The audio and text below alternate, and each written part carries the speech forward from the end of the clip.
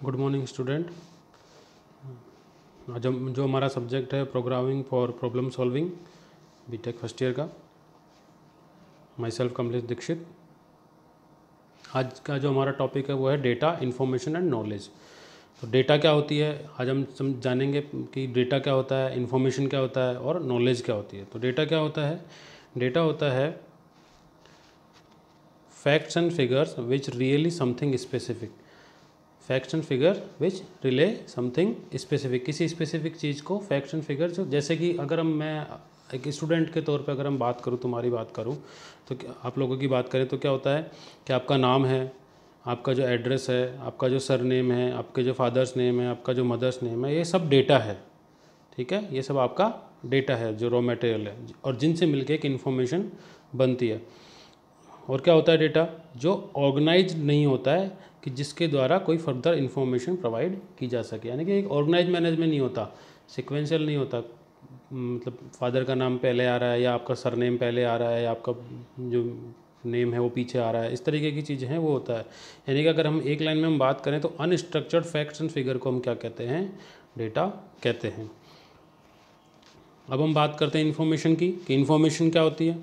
Information होता है कि जब डेटा इन्फॉर्मेशन बनता है तो क्या होता है, क्या जब कैसे बनता है इन्फॉर्मेशन, कोई भी डेटा जब इन्फॉर्मेशन में कन्वर्ट कैसे होता है, वो कॉन्टेक्चुअलाइज्ड होता है, कैटेगराइज्ड होता है और कैलकुलेटेड होता है और साथ ही प्रोसेस्ड हो, यानी कि फाइनली अगर हम बोलें तो डेटा प्रोसेस्ड होने के बाद, उसको ऊपर प्रोसेसिंग करने के बाद वो इन्फॉर्मेशन के अंदर कन्वर्ट हो जाता है और वो किसी न किसी पर्पज़ से रिलेवेंस हो जाता है।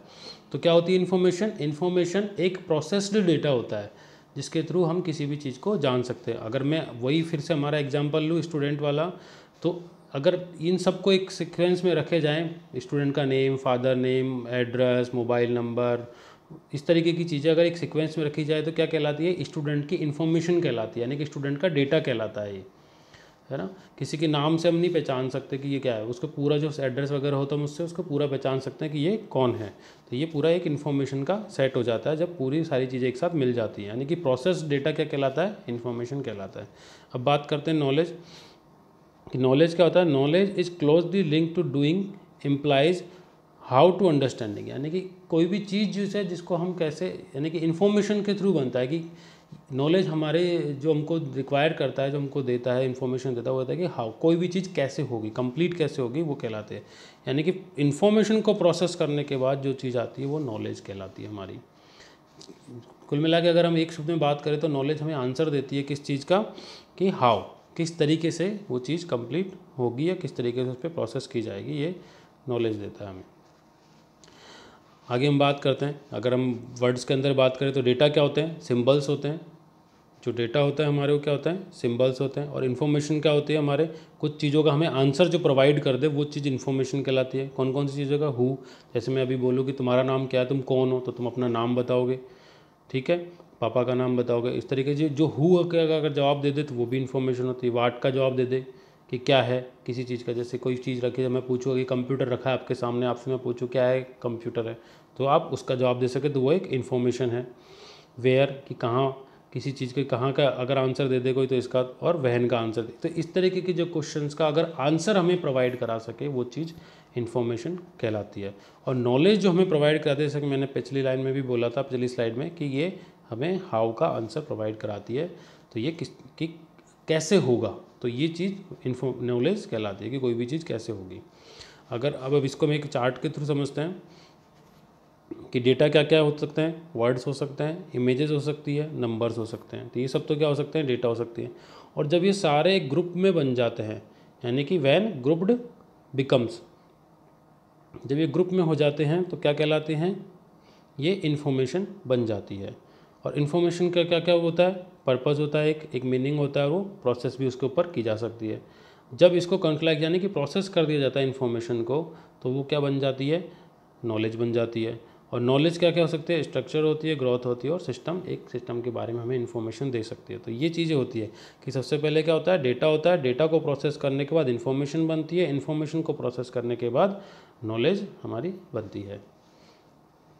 इसके बाद हम बात करते हैं कि अब जो भी हमने पीछे पढ़ा उसको एक थोड़ा क्लासिफाइड कर लेते हैं कि प्रोसेसिंग डेटा क्या प्रोड्यूस करता है। एक डेटा को प्रोसेस करने के बाद क्या बनता है, इन्फॉर्मेशन बनता है, और इन्फॉर्मेशन को प्रोसेस करने के बाद क्या बनती है, नॉलेज बनती है। मैं फिर से बता रहा हूँ कि डेटा को जब हम प्रोसेस करते हैं तो क्या बनती है, इन्फॉर्मेशन बनती है, और इन्फॉर्मेशन को जब प्रोसेस करते हैं तो वो क्या प्रोड्यूस करती है, नॉलेज प्रोड्यूस करती है। ठीक है, अब हम बात करते हैं कैरेक्टरिस्टिक्स। ये तो हमारा हो गया knowledge, data, information and knowledge. अब हम बात करते हैं कैरेक्टरिस्टिक्स ऑफ कंप्यूटर की। कंप्यूटर की कैरेक्टरिस्टिक्स क्या क्या हो सकती हैं। तो कंप्यूटर की कैरेक्टरिस्टिक्स होती हैं 5 मेन जो कैरेक्टरिस्टिक्स हैं। ऐसे तो बहुत सी हैं पर मेन जो है वो है, एक तो है स्पीड, एक है एक्यूरेसी, एक उसका डेलीगेंस और स्टोरेज कैपेबिलिटी और वर्सेटिलिटी। सबसे पहले हम बात करेंगे स्पीड की, कि स्पीड क्या होती है। तो कंप्यूटर की स्पीड कितनी कैसे होती है, बहुत फास्ट होती है। मिलियंस कैलकुलेशंस को कुछ सेकंड्स के अंदर, कुछ मिनटों के अंदर, पर सेकंड के अंदर कैलकुलेट कर सकता है। एक्यूरेसी की अगर हम बात करें, अगर जैसे अभी मैं आपको कोई टिपिकल सा डिवीजन करने के लिए दूँ या टिपिकल सा मल्टीप्लिकेशन करने को दे दूँ, मैं 10 डिजिट की एक जो संख्या है उसको दूसरी 10 डिजिट की संख्या से आपको मल्टीप्लाई करने के लिए दूँ तो आपको कुछ समय लगेगा, और उसमें आप हो सकता है कि जल्दबाजी करने में आप गड़बड़ कर दें। लेकिन कंप्यूटर क्या करता है, अगर मैं वही चीज़ उसको करने के लिए देता हूँ तो उसका आंसर बहुत तेज़ी से देगा, यानी कि उसकी स्पीड भी काफ़ी तेज़ होगी। और दूसरी बात कि वो जो आंसर आएगा वो एक्यूरेट आएगा, उसमें कोई गड़बड़ नहीं होगी, चाहे वो कितने डेसिमल पॉइंट तक का आंसर आ रहा हो वो सारा गड़बड़ आएगा। डेलीगेंस का मतलब क्या होता है कि जैसे अगर हमें कोई काम दिया जाए, जैसे आगे मैं आपको कोई प्रॉब्लम सॉल्व करने के लिए दूँ, तो आप 1 घंटे, 2 घंटे, 3 घंटे बाद अपने आप को थका हुआ महसूस करने लगेंगे और आप अपने आप को आराम चाहेंगे कि अब मुझे थोड़ा आराम मिले।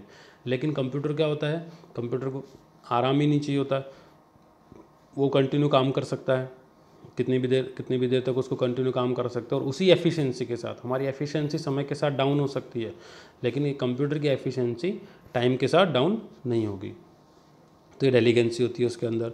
दूसरा स्टोरेज कैपेबिलिटी है। जैसा कि आप सब जानते हैं कंप्यूटर की स्टोरेज कैपेसिटी बहुत ज़्यादा होती है। आजकल के जो कंप्यूटर्स उनकी तो टीबीज़ में हार्ड डिस्क आती है, जिसके अंदर हम बहुत ज़्यादा डेटा स्टोर कर सकते हैं। काफ़ी मूवीज़ अगर स्टोर करना चाहें, सॉन्ग्स करना चाहें, डेटा स्टोर करना चाहें, सॉफ्टवेयर से स्टोर करना चाहें, तो हम बहुत सारा डेटा सॉफ्टवेयर हम उसके अंदर परमानेंटली स्टोर करके रख सकते हैं। जैसे कि आप खुद देखेंगे, आप फेसबुक वगैरह यूज़ करते हैं, यूट्यूब यूज़ करते हैं, तो आपके वीडियो वगैरह जो भी आप अपलोड करते हैं या कोई और दूसरा अपलोड करता है तो वो उसमें हमेशा मिलता है। आज से 10 साल बाद भी आप देखना चाहोगे तो आपको मिलेगा उसके अंदर। आपकी फेसबुक एक्टिविटी आप 10 साल बाद चेक करेंगे तो आपको मिल जाएगी आपकी वॉल के ऊपर जाके। तो ये सारी चीज़ें हैं कि डेटा कहाँ स्टोर है, वो स्टोरेज यूनिट्स के अंदर स्टोर है। तो ये डेटा हमको, तो इससे क्या पता चलता है कि कंप्यूटर की स्टोरेज कैपेबिलिटी बहुत ज़्यादा होती है, और वो ऐसे ही है कि हम आज से 10-15 साल बाद भी रिकवर करना चाहें तो आसानी से रिकवर कर सकते हैं। वर्सेटिलिटी क्या होती है, वर्सेटिलिटी का मतलब होता है कि कंप्यूटर का जो नेचर होता है उसमें क्या होता है कि एक बार में एक मल्टीपल काम कर सकता है। जैसे कि अभी थोड़ी देर पहले मैंने उसको किसी कैलकुलेशन में लगाया, एडिशन, सब्ट्रैक्शन, इस तरीके के अर्थमेटिक ऑपरेशंस में लगाया। अगले कुछ ही देर बाद मैं उसके अंदर कोई पेज प्रिंट कर रहा हूँ, उससे कुछ देर बाद मैं कोई म्यूजिक प्ले कर रहा हूँ, उसके बाद कोई मैं प्रोग्रामिंग कर रहा हूँ। जैसे अभी आप सी की प्रोग्रामिंग करेंगे तो सी की प्रोग्रामिंग कर सकते हैं, C++ की कर सकते हैं, जावा की कर सकते हैं। तो ये मल्टीपल एक बार प्रोग्रामिंग कर सकता है, मल्टीपल चीज़ें कर सकता है। तो क्या मालूम पड़ा कौन कौन सी चीज़ें होती हैं कंप्यूटर कैरेक्टरिस्टिक्स में। सबसे पहले होती है स्पीड, उसके बाद एक्यूरेसी, डेलीगेंसी, स्टोरेज और वर्सेटिलिटी। तो ये 5 कंप्यूटर की कैरेक्टरिस्टिक्स होती है जिनको आज हमने पढ़ा। तो आज का हमारा जो लेक्चर है यहीं तक कंप्लीट होता है। इसके बाद जो हम अगला जो देखेंगे, हम कंप्यूटर के बारे में इंफॉर्मेशन देखेंगे, वो दूसरी इन्फॉर्मेशन के जो नेक्स्ट लेक्चर के अंदर हम देखेंगे। Thank you students.